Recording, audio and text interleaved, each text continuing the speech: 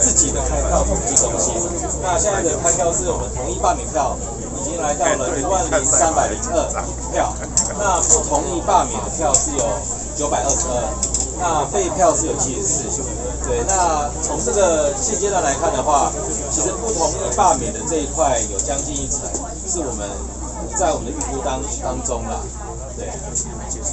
目前这样18000人出来投票，回高雄之后，继续开会把电脑已经拿到。当然，我们当然希望有突破10万人来投票嘛，来展现这个就是民主的这一块哈。那88000其实是在我们的标准值左右啦，对，就是基本的标准值左右。当然是希望说能够超过3成，但是看来还是一样，就是大家对罢免这一个投票比较陌生。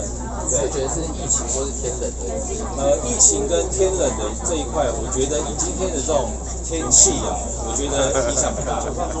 对，不同意罢免的人数应该会控制在5%以内，就是总票数的5%之内。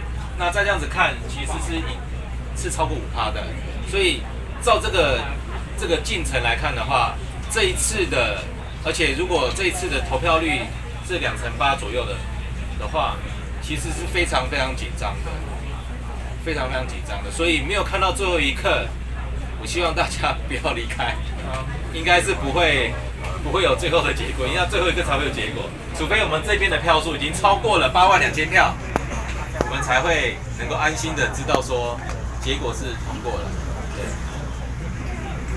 你有话想说却苦无发声的管道吗？你对事情有不同的见解却无人倾诉吗？年轻学子们站出来说出你们的想法，让我们听听年轻人的心声。闹辩风向，强力征求学生辨识，只要你敢说，我们就敢要。赶紧拍摄影片，然后发送到我们以下的信箱，就会有专人跟你联系。还有，别忘了订阅我们闹辩风向的 YT 频道，按赞，开启小铃铛，就不会错过我们精彩的辩论哦。各位朋友，闹辩风向，敢嘴就来辩。